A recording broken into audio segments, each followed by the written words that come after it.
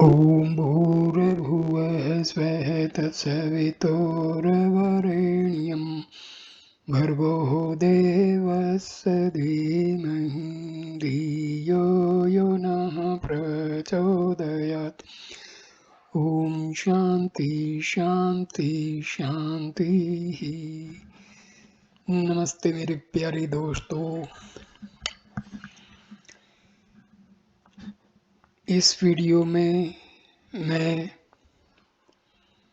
मुख्य उपनिषदों में से एक मुख्य उपनिषद ईशावास्य उपनिषद का व्याख्यान करने जा रहा हूँ। ये बहुत ही उत्तम और ब्रह्म विद्या का स्रोत उपनिषद है। ओम श्री परमात्मे नमः। ईशावासो उपनिषद। यह ईशावासो उपनिषद शुक्ल यजुर्वेद संहिता का 40वां अध्याय है। मंत्र भाग का अंश होने से इसका विशेष महत्व है। इसी को सबसे पहला उपनिषद माना जाता है। शुक्ल यजुर्वेद के प्रथम 39 अध्यायों में कर्मकांड का निरूपण हुआ है। यह उस कांड का अंतिम अध्याय है और इसमें भगवत तत्व रूप ज्ञान कांड का निरूपण किया गया है। इसके पहले मंत्र में ईशावास्यम वाक्य आने से इसका नाम ईशावास्य माना गया है। शांति पाठ। ओम पूर्णमदः पूर्णमिदं पूर्णात् पूर्णमुदच्यते पूर्णस्य पूर्णमादाय पूर्णमेवावशिष्यते। ओम शांति शांति शांति। ओम सच्चिदानंद घन अद वह पर ब्रह्म पूर्णम सब प्रकार से पूर्ण है। इदम यह जगत भी पूर्णम पूर्ण ही है, क्योंकि पूर्णात् उस पूर्ण पर ब्रह्म से ही पूर्णम यह पूर्ण उदच्यते उत्पन्न हुआ है। पूर्णस्य पूर्ण के पूर्णम पूर्ण को आदाय निकाल लेने पर भी पूर्णम पूर्ण एव ही अवशिष्यति बचा रहता है। व्याख्या। वह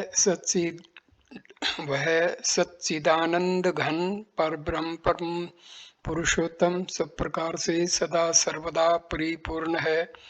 यह जगत भी उस परब्रह्म से पूर्ण ही है, क्योंकि यह पूर्ण उस पूर्ण पुरुषोत्तम से ही उत्पन्न हुआ है। इस प्रकार परब्रह्म की पूर्णता से जगत पूर्ण है, इसलिए भी वह परिपूर्ण है। उस पूर्ण ब्रह्म में से पूर्ण को निकाल लेने पर भी वह पूर्ण ही बचा रहता है। त्रिविध ताप की शांति हो। यह मंत्र बृहदारण्यक उपनिषद के 5वें अध्याय के प्रथम ब्राह्मण की प्रथम कांडिका का पूर्वार्ध रूप है। पहला मंत्र। ईशावास्यम इदं सर्वं यत्किंच जगत्यां जगत् तेन त्यक्तेन भुज्जिता महागृधः कस्य शिवधनम।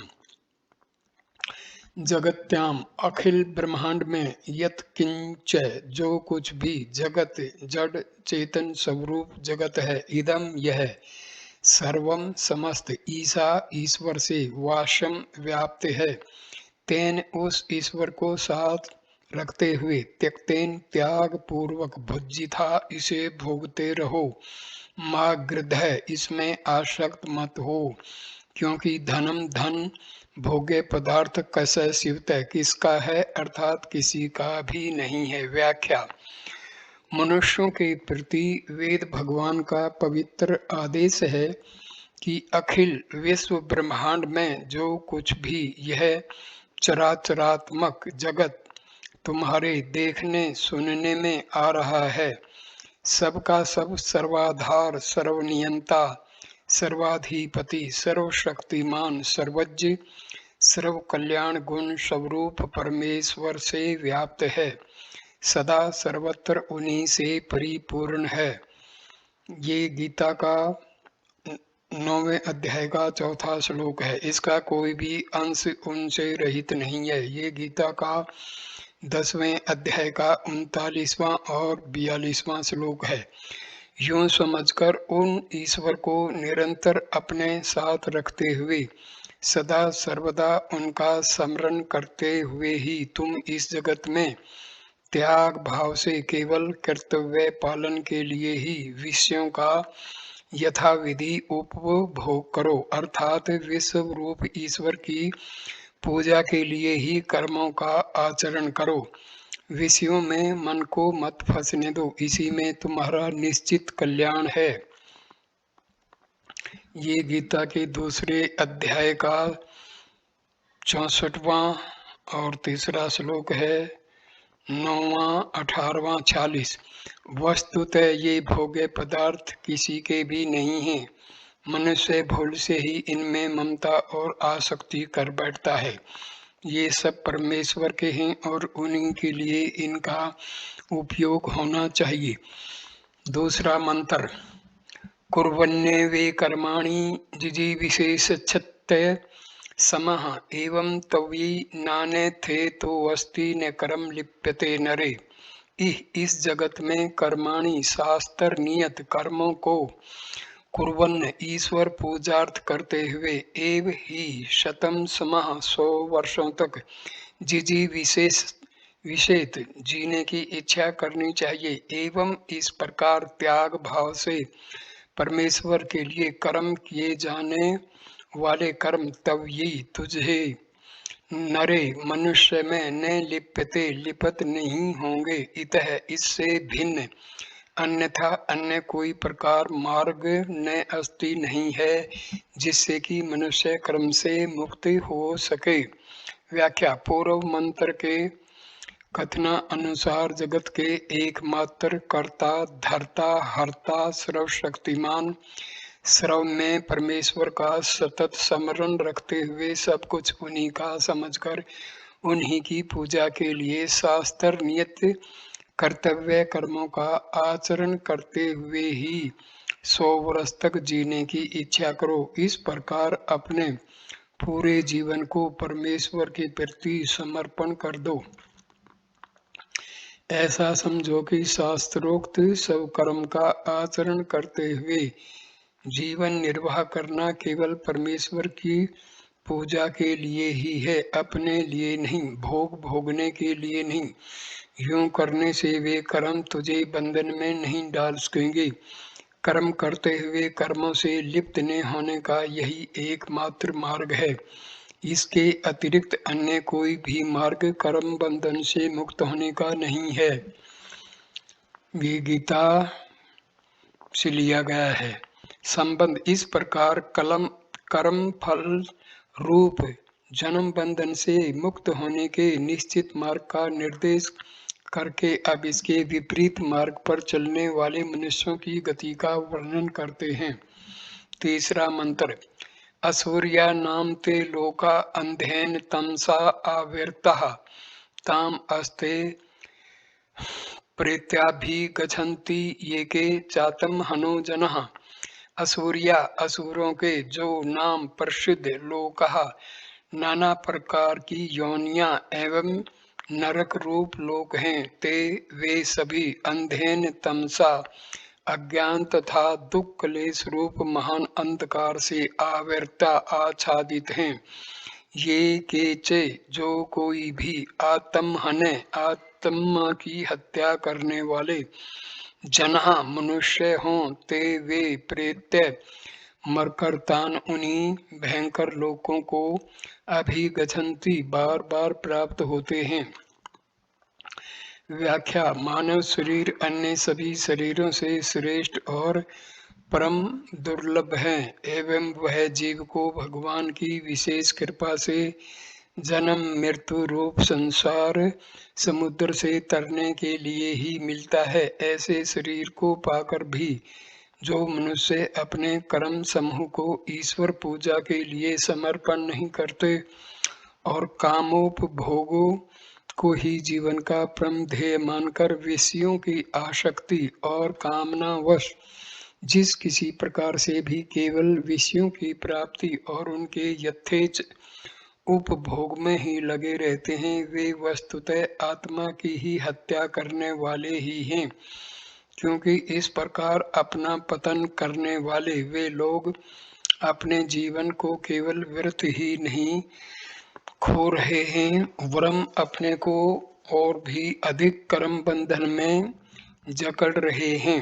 इन काम भोग परायण लोगों को, चाहे वे कोई भी क्यों न हों, उन्हें चाहे संसार में कितने ही विशाल नाम, यश, वैभव या अधिकार प्राप्त हों, मरने के बाद कर्मों के फल स्वरूप बार बार उन कुकर, शुकर, कीट, पतंगादि विभिन्न शोक संताप पूर्ण आसुरी योनियों में और भयानक नरकों में भटकना पड़ता है। गीता में भी यही कहा गया है, जो कि ऐसे आसुरी स्वभाव वाले दुष्टों के लिए निश्चित किए हुए हैं और महान अज्ञान रूप अंधकार से आच्छादित हैं। इसीलिए श्री भगवान ने गीता में कहा है कि मनुष्य को अपने द्वारा अपना उद्धार करना चाहिए, अपना पतन नहीं करना चाहिए। ये गीता के 6 अध्याय के 5वें श्लोक से लिया है। संबंध: जो परमेश्वर संपूर्ण जगत में व्याप्त हैं, जिनका सतत स्मरण करते हुए तथा जिनकी पूजा के लिए ही समस्त कर्म करने चाहिए, वे कैसे हैं, इस जिज्ञासा पर कहते हैं। 4था श्लोक: अनेस्देकं मनसो जवीयो नेनद्देवा आपनुवन् पुरोमर्शत् तद्वा अवतो अन्याने तेति तिष्ठति मन्नपो मातृश्वा दधाति। तत् वे परमेश्वर अनेजत अचल एकम एक है और मनसः मन से भी जवीय अधिक तीव्र गति युक्त हैं, पूर्वम सबके आदि अर्षत ज्ञान स्वरूप या सबके जानने वाले हैं। एनत इन परमेश्वर को देवः इंद्रादि देवता भी ने आपनुवन नहीं पा सके या जान सके हैं। तत् वे पर ब्रह्म परम पुरुषोत्तम अन्यान दूसरे धावतः दौड़ने वालों को तिष्ठत स्वयं स्थिर रहते हुए ही अतेति अति कर्मण कर जाते हैं। तस्मीन उनके होने पर ही उन्हीं की सत्ता शक्ति से मातृश्वा वायु आदि देवता अपह जल वर्षा आदि क्रिया दधाति संपादन करने में समर्थ होते हैं। व्याख्या: वे सर्व अंतर्यामी सर्वशक्तिमान परमेश्वर अचल और एक हैं, तथापि मन से भी अधिक वेग युक्त हैं। जहाँ तक मन की गति है, वे उससे भी कहीं आगे पहले से ही विद्यमान हैं। मन तो वहाँ तक पहुँच ही नहीं पाता। वे सबके आदि और ज्ञान स्वरूप हैं, अथवा सबके आदि होने के कारण सबको पहले से ही जानते हैं, पर उनको देवता तथा महर्षि गण भी पूर्ण रूप से नहीं जान सकते। गीता के 10वें अध्याय का 2रा श्लोक: जितने भी तीव्र वेग युक्त बुद्धि, मन और इंद्रियां अथवा वायु आदि देवता हैं, अपनी शक्ति भर परमेश्वर के अनुसंधान में सदा दौड़ लगाते रहते हैं, परंतु परमेश्वर नित्य अचल रहते हुए ही उन सब को पार करके आगे निकल जाते हैं। वे सब वहां तक पहुंच ही नहीं पाते। असीम की सीमा का पता ससीम को कैसे लग सकता है, बल्कि वायु आदि देवताओं में जो शक्ति है, जिसके द्वारा वे जल वर्षण, प्रकाशन, प्राणी प्राण धारण आदि कर्म करने में समर्थ होते हैं, वह इन अचिंत्य शक्ति परमेश्वर की शक्ति का एक अंश मात्र ही हैं। उनका सहयोग मिले बिना ये सब कुछ नहीं कर सकते। संबंध: अब परमेश्वर की अचिंत्य शक्तिमत्ता तथा व्यापकता का प्रकारांतर से पुनः वर्णन करते हैं। 5वां श्लोक। तजेति तन्नैजति तद दूरे तद्वन्तिके तदंतरस्य सर्वस्य तदु सर्वस्यास्य बाह्यत। तत् वे एजति चलते हैं, तत् वे न एजति नहीं चलते, तत् वे दूरे दूर से भी दूर हैं, तत् वे उ अंतिके अत्यंत समीप हैं, तत् वे अस्य इस सर्वस्य समस्त जगत के अंतः भीतर परिपूर्ण हैं, और तत् वे अस्य इस सर्वस्य समस्त जगत के बाह्यतः बाहर भी हैं। व्याख्या। ये परमेश्वर चलते भी हैं और नहीं भी चलते। एक ही काल में परस्पर विरोधी भाव, गुण तथा क्रिया जिनमें रह सकती हैं, वे ही तो परमेश्वर हैं। यह उनकी अचिंत्य शक्ति की महिमा है।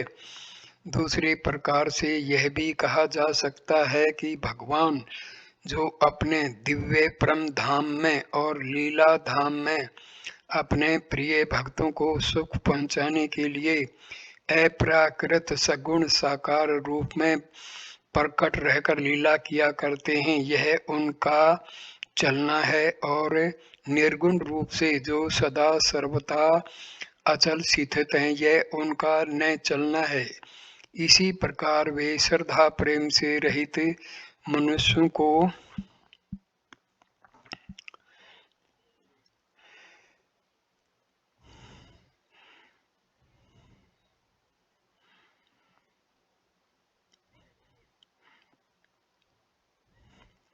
इसी प्रकार वे श्रद्धा प्रेम से रहित मनुष्यों को कभी दर्शन ही नहीं देते।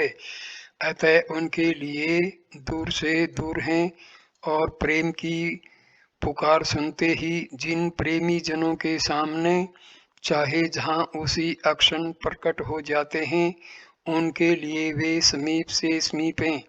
इसके अतिरिक्त वे सदा सर्वत्र परिपूर्ण हैं, इसलिए दूर से दूर भी वे ही हैं और समीप से समीप भी वे ही हैं, क्योंकि ऐसा कोई स्थान ही नहीं है जहाँ वे न हों। सबके अंतर्यामी होने के कारण भी वे अत्यंत समीप हैं, पर जो अज्ञानी लोग उन्हें इस रूप में नहीं पहचानते, उनके लिए वे बहुत दूर हैं। वस्तुतः वे इस समस्त जगत के परम आधार हैं और परम कारण वे ही हैं, इसीलिए बाहर भीतर सभी जगह वे ही परिपूर्ण हैं।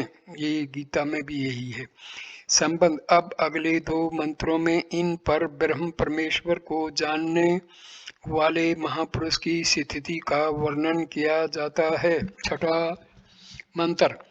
यस्तु सर्वाणि भूता अन्ये आत्मने अनुपश्यति सर्वभूतेषु चात्मानं ततो न विजुगुप्से। तो परंतु यह जो मनुष्य सर्वाणी संपूर्ण भूतानी प्राणियों को आत्मनि परमात्मा में एव ही अनुपश्यति निरंतर देखता है, च और सर्वभूतेषु संपूर्ण प्राणियों में आत्मानम परमात्मा को देखता है, ततः उसके पश्चात वह कभी भी न विजुगुप्सते किसी से घृणा नहीं करता। व्याख्या। इस प्रकार जो मनुष्य प्राणी मात्र को सर्वाधार पर ब्रह्म पुरुषोत्तम परमात्मा में देखता है और सब सर्वांतर्यामी परम प्रभु परमात्मा को प्राणी मात्र में देखता है, वह कैसे किससे घृणा या द्वेष कर सकता है। वह तो सदा सर्वत्र अपने परम प्रभु के ही दर्शन करता हुआ मन ही मन सबको प्रणाम करता रहता है तथा सबकी सब प्रकार सेवा करना और उन्हें सुख पहुंचाना चाहता है। 7वां मंत्र। यस्मिन् सर्वाणि भूतान्ये आत्म वा बुध विजानतः तत्र को मोह कै शोक एकतौ मनुपश्यतः। यस्मिन जिस स्थिति में विजानतः पर ब्रह्म परमेश्वर को भली भांति जानने वाले महापुरुष के अनुभव में सर्वाणि संपूर्ण भूतानि प्राणी आत्मा एकमात्र परमात्म स्वरूप एव ही अभूत हो चुकते हैं, तत्र उस अवस्था में उस एकत्वम एकता का एकमात्र परमेश्वर का अनुपश्यत निरंतर साक्षात करने वाले पुरुष के लिए कह कौन सा मोह मोह रह जाता है और कह कौन सा शोक शोक शोक है। शोक वह शोक मोह से सर्वथा रहित आनंद परिपूर्ण हो जाता है। व्याख्या, इस प्रकार जब मनुष्य परमात्मा को भली भांति पहचान लेता है, जब उसकी सर्वत्र भगवत दृष्टि हो जाती है, जब वह प्राणी मात्र में एकमात्र तत्व श्री परमात्मा को ही देखता है, तब उसे सदा सर्वत्र परमात्मा के दर्शन होते रहते हैं। उस समय उसके अंतःकरण में शोक मोह आदि विकार कैसे रह सकते हैं। वह तो इतना आनंद मगन हो जाता है कि शोक मोह आदि विकारों की छाया भी कहीं उसके चित्त प्रदेश में नहीं रह जाती।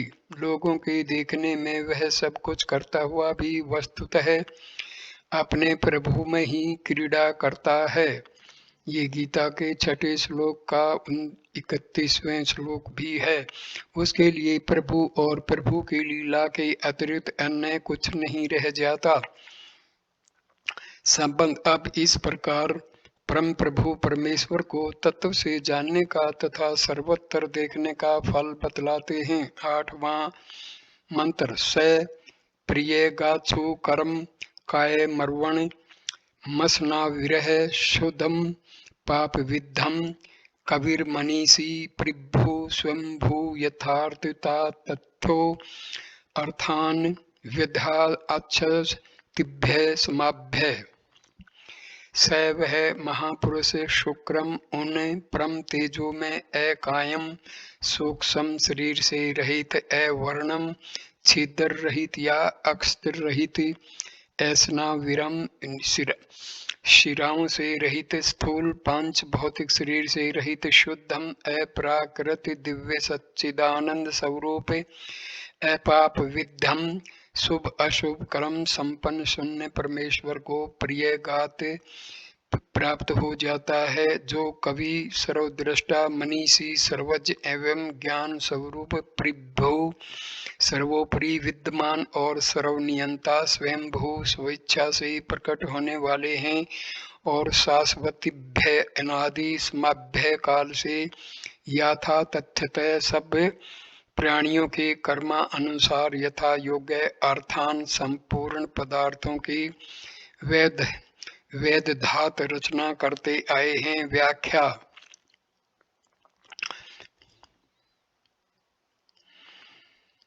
उपर्युक्त वर्णन के अनुसार परमेश्वर को सर्वत्र जानने देखने वाला महापुरुष उन पर ब्रह्म पुरुषोत्तम सर्वेश्वर को प्राप्त होता है, जो शुभाशुभ कर्म जनित प्राकृत सूक्ष्म देह तथा पांच भौतिक अस्थिर शरीरा मांस आदि में षड विकार युक्त स्थूल देह से रहित छिद्र रहित दिव्य शुद्ध सच्चिदानंद घन है एवं जो क्रांतदर्शी सर्वद्रष्टा हैं, सबके ज्ञाता, सबको अपने नियंत्रण में रखने वाले सर्वाधिपति हैं और कर्म परवश नहीं वरम स्वेच्छा से प्रकट होने वाले तथा जो सनातन काल से सब प्राणियों के लिए उनके कर्मा अनुसार समस्त पदार्थों की यथा योग्य रचना और विभाग व्यवस्था करते आए हैं। संबंध।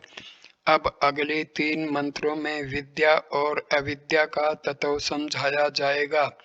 इस प्रकरण में पर ब्रह्म परमेश्वर की प्राप्ति के साधन ज्ञान को विद्या के सन्नाम से कहा गया है और सर्वगादि लोकों की प्राप्ति अथवा इस लोक के विविध भोगेश्वर्य की प्राप्ति के साधन कर्म को अविद्या के नाम से।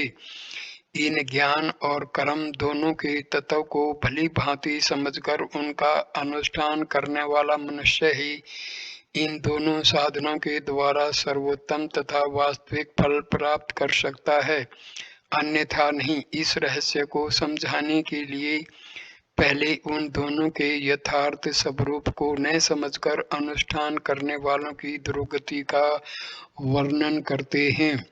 9वां मंत्र। अंधम तमः प्रविशन्ति ये विद्यामुपासते ततो भूय इव ते तमो ये ओ विद्याया रतः।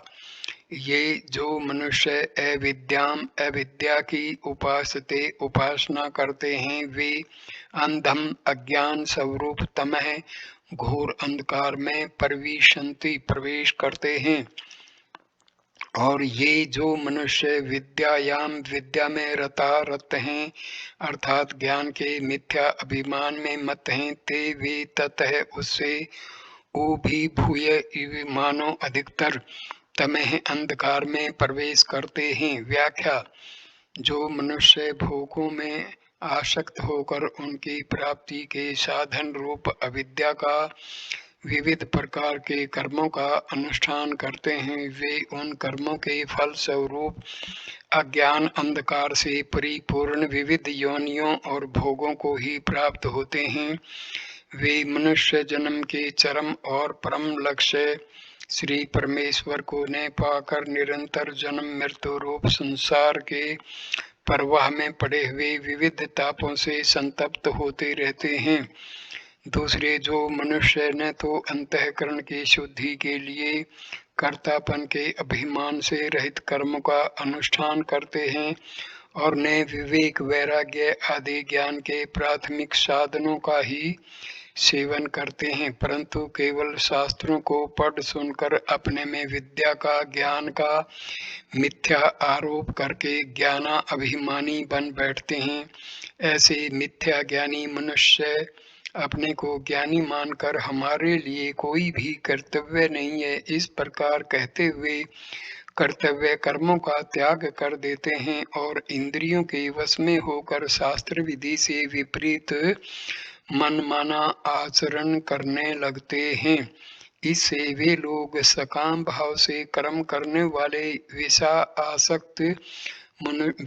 आसक्त मनुष्यों की अपेक्षा अधिकतर अंधकार को, पशु पक्षी शुकर कुकर आदि नीच योनियों को और रौरव कुंभी पाक आदि घोर नरकों को प्राप्त होते हैं। संबंध। शास्त्र के यथार्थ तात्पर्य को समझकर ज्ञान तथा कर्म का अनुष्ठान करने से जो सर्वोत्तम परिणाम होते हैं, उसका संकेत वर्णन करते हैं। 10वां मंत्र। अन्य देवा हु विद्या अन्य हुर्विद्या इति शुश्रूम धीराणाम ये नस्तद विचचक्षिरे। विद्या ज्ञान के यथार्थ अनुष्ठान से अन्यतः एव दूसरा ही फल आहु बतलाते हैं और अविद्या कर्मों के यथार्थ अनुष्ठान से अन्यत दूसरा ही फल आहु बतलाते हैं। इति इस प्रकार हमने धीरा नाम उन धीर पुरुषों के सुश्रूम वचन सुने हैं, ये जिन्होंने ने हमें तत् उस विषय को विचक्षिरे व्याख्यान करके भली भांति समझाया था। व्याख्या। सर्वोत्तम फल प्राप्त करने वाले ज्ञान का यथार्थ स्वरूप है नित्य अनित्य वस्तु का विवेक, अक्षुण भंगुर विनाशशील अनित्य अहलौकिक और पारलौकिक भोग सामग्रियों और उनके साधनों से पूर्ण विरक्ति, संयम पूर्ण पवित्र जीवन और एकमात्र सच्चिदानंद घन पूर्ण ब्रह्म के चिंतन में अखंड संलग्नता इस यथार्थ ज्ञान के अनुष्ठान से प्राप्त होता है। पर ब्रह्म पुरुषोत्तम गीता से ये लिया गया है। यथार्थ ज्ञान का यह सर्वोत्तम फल ज्ञानाभिमान में रप्त स्वेच्छाचारी मनुष्यों को जो दुर्गति रूप फल मिलता है, उससे सर्वथा भिन्न और विलक्षण है। इसी प्रकार सर्वोत्तम फल प्राप्त कराने वाले कर्म का स्वरूप है। कर्म में कर्तापन के अभिमान का अभाव, राग द्वेष और फल कामना का अभाव एवं अपने वर्णाश्रम तथा परिस्थिति के अनुरूप केवल भगवत सेवा के भाव से श्रद्धा पूर्वक शास्त्र विहित कर्मों का यथा योग्य सेवन, इसके अनुष्ठान से समस्त दुर्गुण और दुराचारों का अशेष रूप से नाश हो जाता है और हर्ष शोक आदि समस्त विकारों से रहित होकर साधक मृत्यु में संसार सागर से तर जाता है। सकाम भाव से किया जाने वाले कर्मों का जो पुनर्जन्म रूप फल उन कर्ताओं को मिलता है, उससे यह यथार्थ कर्म सेवन का यह फल सर्वथा भिन्न और विलक्षण है। इस प्रकार हमने उन परम ज्ञानी महापुरुषों से सुना है जिन्होंने हमें यह विषय पृथक पृथक रूप से व्याख्या करके भली भांति समझाया था। संबंध अब उपर्युक्त प्रकार से ज्ञान और कर्म दोनों के तत्व को एक साथ भली भांति समझने का फल स्पष्ट शब्दों में बतलाते हैं। 11वां मंत्र। विद्यां च यस्तद वेदोभ्य स अविद्या मृत्युम तीर्त्वा विद्या मृत्युमश्नुते। यह जो मनुष्य तत उभयम उन दोनों को अर्थात विद्याम ज्ञान के तत्व को च और अविद्याम कर्म के तत्व को च भी सह साथ साथ वेद यथार्थतः जान लेता है। अविद्या वह कर्मों के अनुष्ठान से मृत्यु को तीर्थवा पार करके विद्या ज्ञान के अनुष्ठान से अमृतम अमृत को अश्नुते भोगता है, अर्थात अविनाशी आनंद में पर ब्रह्म पुरुषोत्तम को प्रत्यक्ष प्राप्त कर लेता है। व्याख्या। कर्म और अकर्म का वास्तविक रहस्य समझने में बड़े बड़े बुद्धिमान पुरुष भी भूल कर बैठते हैं। ये गीता में चौथे अध्याय का 16वां मंत्र है।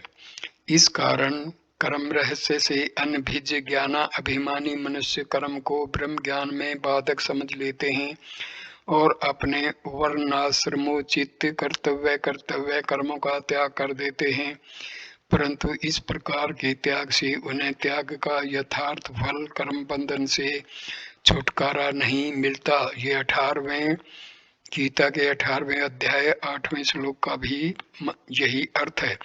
इस प्रकार ज्ञान अकर्मा अवस्था नैष्कर्म्य का तत्व न समझने के कारण मनुष्य अपने को ज्ञानी तथा संसार से ऊपर उठे हुए मान लेते हैं। अतः वे या तो अपने को पुण्य पाप से अलिप्त मानकर मनमाने कर्माचरण में प्रवृत्त हो जाते हैं या कर्मों को भार रूप समझकर उन्हें छोड़ देते हैं और आलस्य, निद्रा तथा प्रमाद में अपने दुर्लभ मानव जीवन के अमूल्य समय को नष्ट कर देते हैं। इन दोनों प्रकार के अनर्थों से बचने का एकमात्र उपाय कर्म और ज्ञान के रहस्य को साथ साथ समझकर उनका यथा योग्य अनुष्ठान करना ही है। इसलिए इस मंत्र में यह कहा गया है कि जो मनुष्य इन दोनों के तत्व को ही एक ही साथ भली भांति समझ लेता है, वह अपने वर्ण आश्रम और परिस्थिति के अनुरूप शास्त्र विहित कर्मों का स्वरूपतः त्याग नहीं करता, बल्कि उनमें कर्तापन के अभिमान से तथा राग द्वेष और फल कामना से रहित होकर उनका यथा योग्य आचरण करता है। इससे उसकी जीवन यात्रा भी सुखपूर्वक चलती है और इस भाव से कर्मा अनुष्ठान करने के स्वरूप उसका अंतःकरण समस्त दुर्गुणों एवं विकारों से रहित होकर अत्यंत निर्मल हो जाता है और भगवत कृपा से वह मृत्यु में संसार से सहज ही तर जाता है। इस कर्म साधन के साथ ही साथ विवेक वैराग्य संपन्न होकर निरंतर ब्रह्म विचार रूप ज्ञाना अभ्यास करते रहने से श्री परमेश्वर के यथार्थ ज्ञान का उदय होने पर वह शीघ्र ही पर ब्रह्म परमेश्वर को साक्षात प्राप्त कर लेता है। संबंध अब अगले 3 मंत्रों में असंभूति और संभूति का तत्व बतलाया जाएगा। इस प्रकरण में असंभूति शब्द का अर्थ है जिनकी पूर्ण रूप से सत्ता न हो, ऐसी विनाशशील देव, पितर और मनुष्य आदि योनियां एवं उनकी भोग सामग्रियां। इसीलिए 14वें मंत्र में असंभूति के स्थान पर स्पष्टतया विनाश शब्द का प्रयोग किया गया है।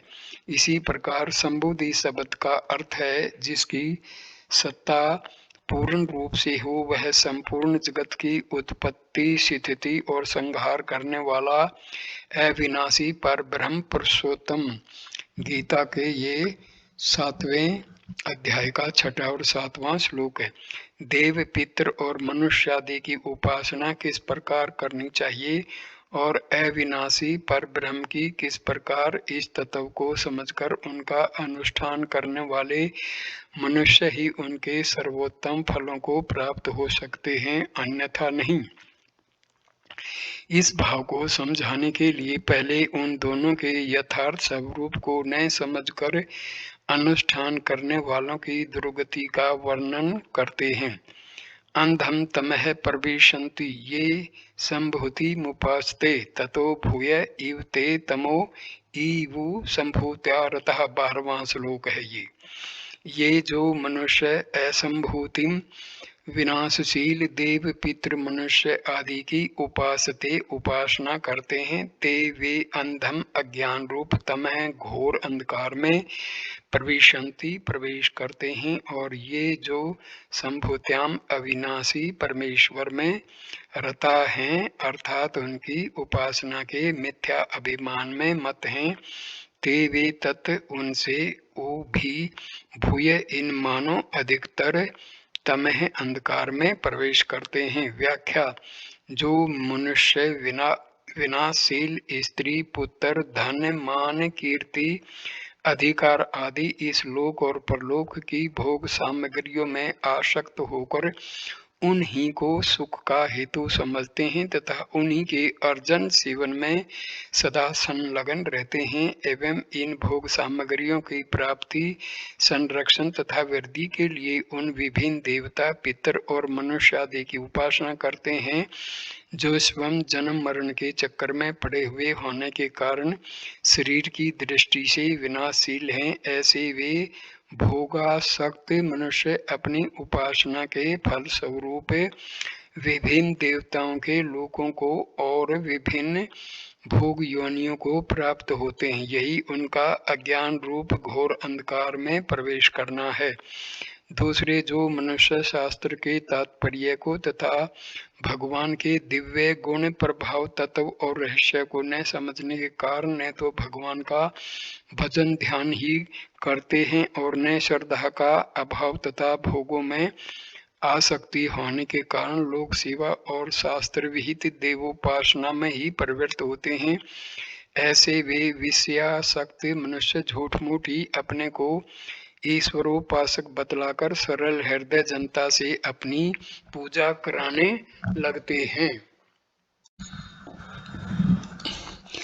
ये लोग मिथ्या अभिमान के कारण देवताओं को तुच्छ बतलाते हैं और शास्त्र अनुसार अवश्य कर्तव्य देव पूजा तथा गुरुजनों का सम्मान सत्कार करना भी छोड़ देते हैं। इतना ही नहीं, दूसरों को भी अपने वाकजाल में फंसाकर उनके मनों में भी देव उपासना आदि के प्रति श्रद्धा उत्पन्न कर देते हैं। ये लोग अपने को ही ईश्वर के समक्ष मानते मनवाते हुए मनमाने दुराचरण में प्रवृत्त हो जाते हैं। ऐसे दंभी मनुष्यों को अपने दुष्कर्मों का कुफल भोगने के लिए बाध्य होकर कुकर, शुकर आदि नीच योनियों में और रौरव, कुंभी, पाक आदि नरकों में जाकर भीषण यंत्रणाएं भी भोगनी पड़ती हैं। यही उनका विनाशशील देवताओं की उपासना करने वालों की उपेक्षा भी अधिकतर घोर अंधकार में प्रवेश करना है। संबंध: शास्त्र के यथार्थ तात्पर्य को समझकर संभूति और असंभूति उपासना करने से जो सर्वोत्तम परिणाम होते हैं, अब संकेत से उसका वर्णन करते हैं।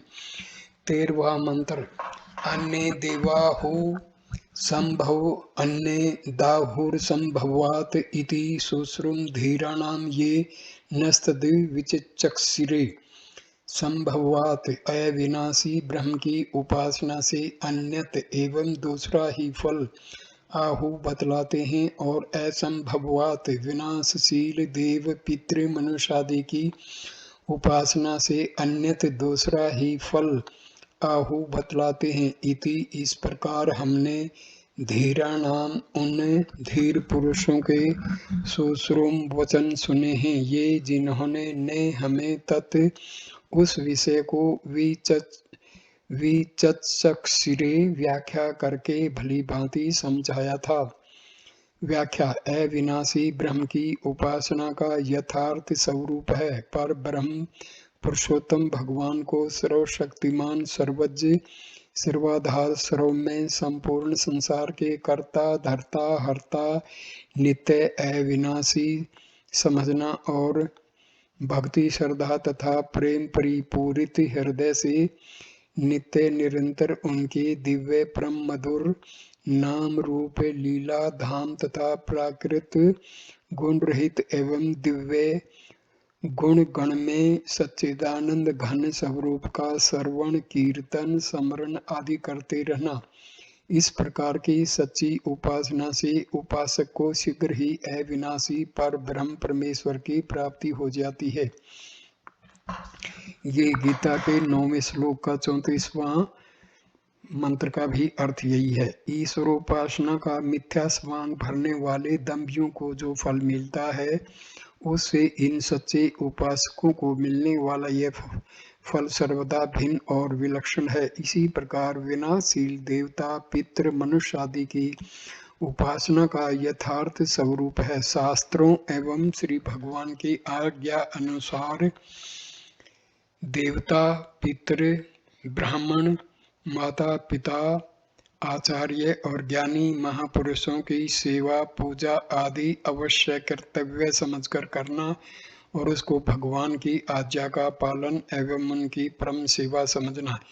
इस प्रकार निष्काम भाव से देव, पितृ, मनुष्य आदि की सेवा पूजा करने वालों के अंतःकरण की शुद्धि होती है तथा उनको श्री भगवान की कृपा एवं प्रसन्नता प्राप्ति होती है, जिससे वे मृत्यु में संसार सागर से तर जाते हैं। विनाशशील देवता आदि की सकाम उपासना से जो फल मिलता है, उससे यह फल सर्वथा भिन्न और विलक्षण है। इस प्रकार हमने उन धीर तत्वज्ञानी महापुरुषों से सुना है, जिन्होंने हमें यह विषय पृथक पृथक रूप से व्याख्या करके भली भांति समझाया था। संबंध अब उपर्युक्त प्रकार से संभूति और असंभूति दोनों के तत्व को एक साथ भली भांति समझने का फल स्पष्ट बतलाते हैं।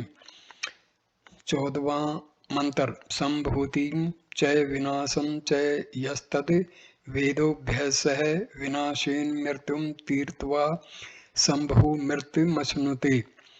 यह जो मनुष्य तथा उभयम उन दोनों को अर्थात संभूतिम अविनाशी परमेश्वर को च और विनाशम विनाशशील देवादि को च भी साथ साथ वेद यथार्थतः जान लेता है, विनाशेन वह विनाशशील देवादि की उपासना से मृत्यु को तीर्थवा पार करके संभूत्या अविनाशी परमेश्वर की उपासना से अमृतम अमृत को अश्नुते भोगता है, अर्थात अविनाशी आनंदमय पर ब्रह्म परमेश्वर को पुरुषोत्तम को प्रत्यक्ष प्राप्त कर लेता है। व्याख्या। जो मनुष्य यह समझ लेता है कि पर ब्रह्म परम पुरुषोत्तम नित्य अविनाशी सर्वव्यापी सर्वशक्तिमान सर्वाधार सर्वाधिपति सर्वात्मा और सर्वश्रेष्ठ हैं, वे परमेश्वर नित्य निर्गुण प्राकृत गुणों से सर्वथा रहित और नित्य सगुण स्वरूप भूत दिव्य कल्याण गुण गण विभूषित हैं। और इसी के साथ जो यह भी समझ लेता है कि देवता, पितर, मनुष्य आदि जितनी भी योनियां तथा भोग सामग्रियां हैं, सभी विनाशशील, अक्षण भंगुर और जन्म मृत्युशील होने के कारण महान दुख के कारण है, तथापि इनमें जो सत्ता, स्फूर्ति तथा शक्ति है वह सभी भगवान की है और भगवान के जगत चक्कर के सुचारू रूप से चलते रहने के लिए भगवत भगवत प्रीत्यर्थ ही इनकी यथास्थान यथा योग्य सेवा पूजा आदि करने की शास्त्रों ने आज्ञा दी है। और शास्त्र भगवान की ही वाणी है। वह मनुष्य अहलौकिक तथा पारलौकिक देव पितरादि लोकों के भोगों में आसक्त न होकर कामना, ममता आदि को हृदय से निकालकर इन सब की यथा योग्य शास्त्र विहित सेवा पूजा आदि करता है। इससे उसकी जीवन यात्रा सुख पूर्वक चलती है और उसके आभ्यंतरिक विकारों का नाश होकर अंतःकरण शुद्ध हो जाता है एवं भगवत कृपा से वह सहज ही मृत्यु में संसार सागर से तर जाता है। विनाशशील देवता आदि की निष्काम उपासना के साथ ही साथ अविनाशी पर प्रभु की उपासना से वह शीघ्र ही अमृत रूप परमेश्वर को प्रत्यक्ष प्राप्त कर लेता है। संबंध श्री परमेश्वर की उपासना करने वाले को परमेश्वर की प्राप्ति होती है, यह कहा गया है। अतः भगवान के भक्त को अंतकाल में परमेश्वर से उनकी प्राप्ति के लिए किस प्रकार प्रार्थना करनी चाहिए, इस जिज्ञासा पर कहते हैं 15वां मंत्र। हिरण्यम येन पात्रेण सत्यस्यापिहितं मुखं तत्वं पोषन्नप्यावरणु सत्य धर्माय दृष्टये। पोषण हे सबका भरण पोषण करने वाले परमेश्वर, सत्य सत्य स्वरूप आप सर्वेश्वर का मुखम श्रीमुख, हिरण्यमयन ज्योतिर्मय सूर्य मंडल रूप, पात्रेण पात्र से अपिहितम ढका हुआ है, सत्य धर्माय आपकी भक्ति रूप सत्य धर्म का अनुष्ठान करने वाले मुझको दृष्ट ये अपने दर्शन कराने के लिए ततः उस आवरण को तवम आप अपावरणु हटा लीजिए। व्याख्या। भक्त इस प्रकार प्रार्थना करके कि हे भगवान, आप अखिल ब्रह्मांड के पोषक हैं, आपसे ही आपको पुष्टि प्राप्त होती है, आपकी भक्ति ही सत्य धर्म है और मैं उसमें लगा हुआ हूँ, अतः मेरी पुष्टि, मेरे मनोरथ की पूर्ति तो आप अवश्य ही करेंगे। आपका दिव्य श्रीमुख सच्चिदानंद स्वरूप प्रकाश में सूर्यमंडल की चमचमाती हुई ज्योतिर्मयी यवनिका से आवृत है। मैं आपका निरावरण प्रत्यक्ष दर्शन करना चाहता हूँ, अतएव आपके पास पहुंचकर आपका निरावरण दर्शन करके मैं बाधा देने वाले जितने भी जो भी आवरण प्रतिबंधक हों उन सबको मेरे लिए आप हटा लीजिए। अपने सच्चिदानंद स्वरूप को प्रत्यक्ष प्रकट कीजिए। 16वां मंत्र। पूषण्ये करसे यम सूर्य प्राजापत्य विहु रश्मिन समूह, तेजो यते रूपम कल्याणतमं तत्ते पश्यामि, सो सावस्सो पुरुष सो हमस्मि। पोषण हे भक्तों का पोषण करने वाले, एकर से हे मुख्य ज्ञान स्वरूप, यम हे सबके नियंता, सूर्य हे भक्तों या ज्ञानियों सूर्यों के परम लक्ष्य रूप, प्राजापत्य हे प्रजापति के प्रिय, रश्मिन इन रश्मि को विहु एकत्र कीजिए या हटा लीजिए, तेज है इस तेज को समूह समेट लीजिए या अपने तेज में मिला लीजिए, यत्ते जो ते आपका कल्याणतम है अतिशय कल्याण में, रूपम दिव्य स्वरूप है, ततः उस ते आपके दिव्य स्वरूप को पश्यामी मैं आपकी ही कृपा से ध्यान के द्वारा देख रहा हूँ। यह जो असौ वह सूर्य का आत्मा, असौ वह पुरुष है, परम पुरुष आपका ही स्वरूप है, अहम मैं भी स अस्मि वही हूँ। व्याख्या। भगवान आप अपने सहज कृपा से भक्तों के भक्ति साधन में पुष्टि प्रदान करके उनका पोषण करने वाले हैं। आप समस्त ज्ञानियों में अग्रगण्य परम ज्ञान स्वरूप तथा अपने भक्तों को अपने स्वरूप का यथार्थ ज्ञान प्रदान करने वाले हैं।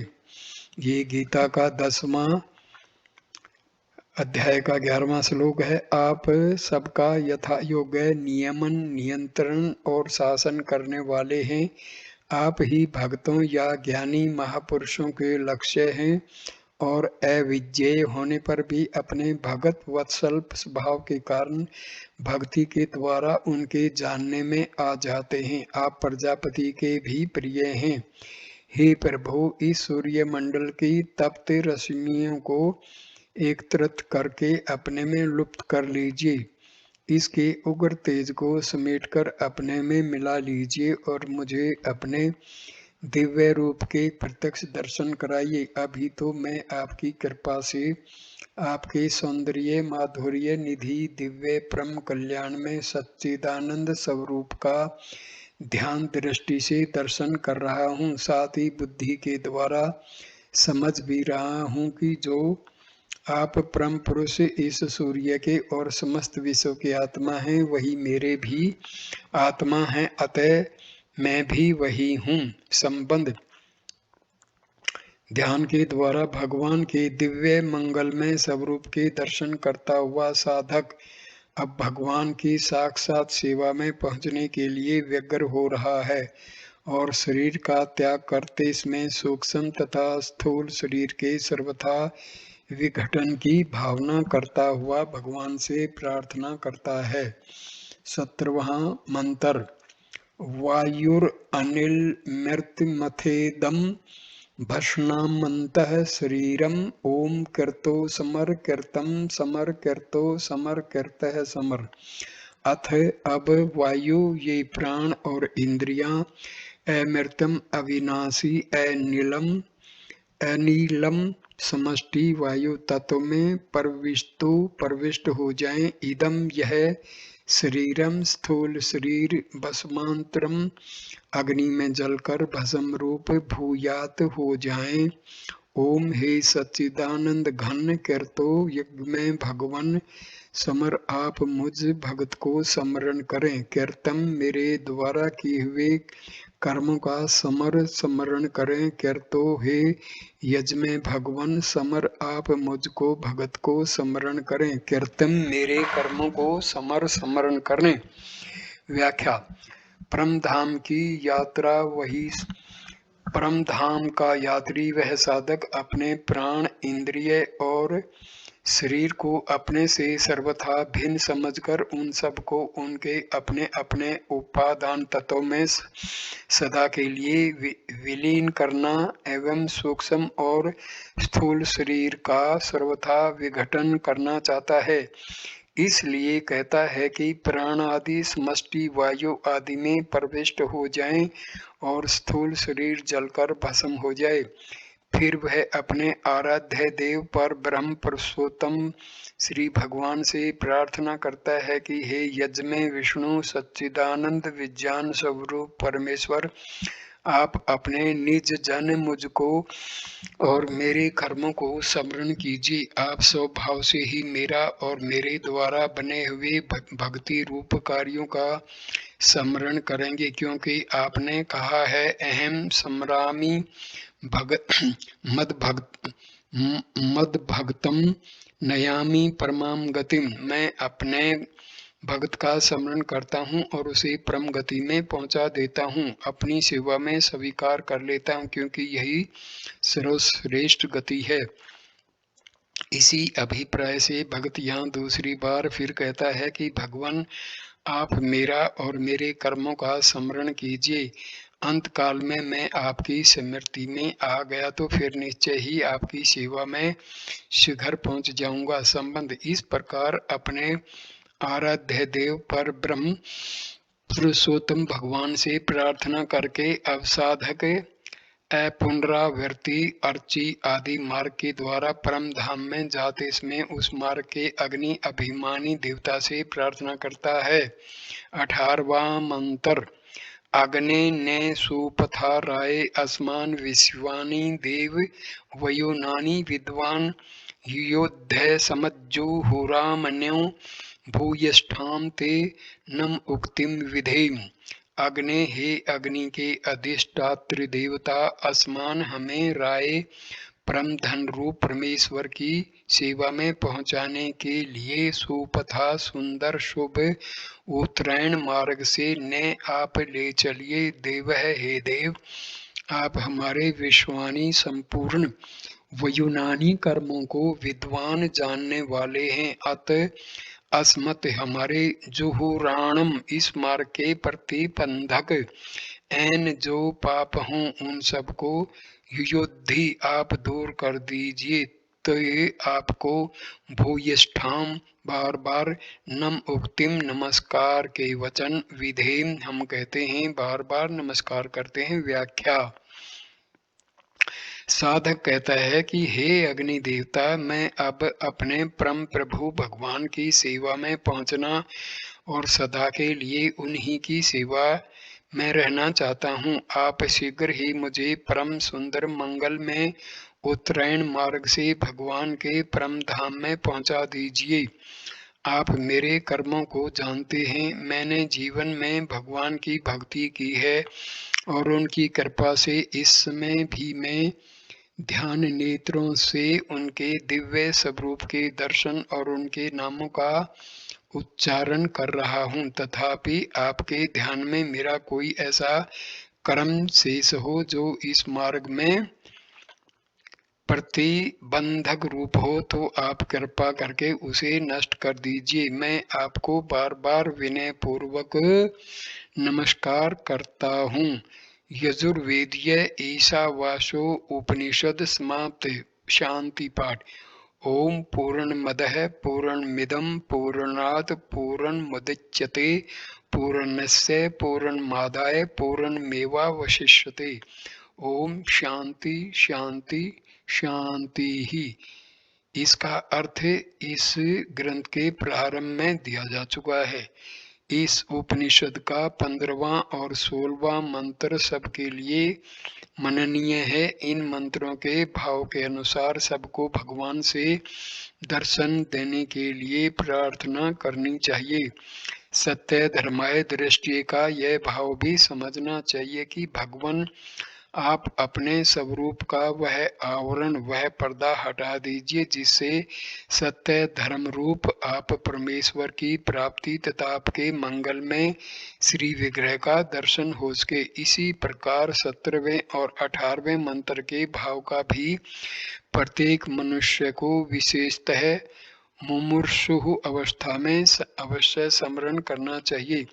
इन मंत्रों के अनुसार अंतकाल में भगवान की प्रार्थना करने से मनुष्य मात्र का कल्याण हो सकता है।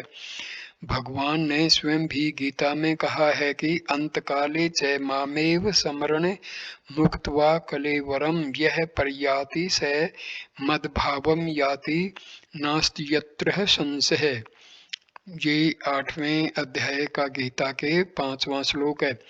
मुमुर्षु मात्र के लाभ के लिए इन दो मंत्रों का भावार्थ इस प्रकार है।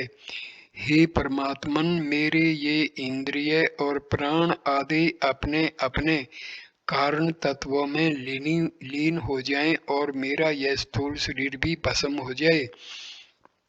इनके प्रति मेरे मन में किंचित भी आसक्ति न रहे। हे यजमे विष्णु, आप कृपा करके मेरा और मेरे कर्मों का स्मरण करें। आपके स्मरण कर लेने से मैं और मेरे कर्म सब पवित्र हो जाएंगे। फिर तो मैं अवश्य ही आपके चरणों की सेवा में पहुंच जाऊंगा। हे अग्नि स्वरूप परमेश्वर, आप ही मेरे धन हैं, सर्वस्व हैं। अतः आपकी ही प्राप्ति के लिए आप मुझे उत्तम मार्ग से अपने चरणों के समीप पहुंचाएं। मेरे जितने भी शुभ अशुभ कर्म हैं वे आपसे छिपे नहीं हैं। आप सबको जानते हैं। मैं उन कर्मों के बल पर आपको नहीं पा सकता। आप स्वयं ही दया करके मुझे अपना लीजिए। आपकी प्राप्ति में जो भी प्रतिबंधक पाप उन सबको आप दूर कर दें। मैं बारंबार आपको नमस्कार करता हूँ। तो यहाँ पर ये वीडियो में संपूर्ण कर देता हूँ। धन्यवाद दोस्तों ये वीडियो देखने के लिए। नमस्कार, नमस्ते।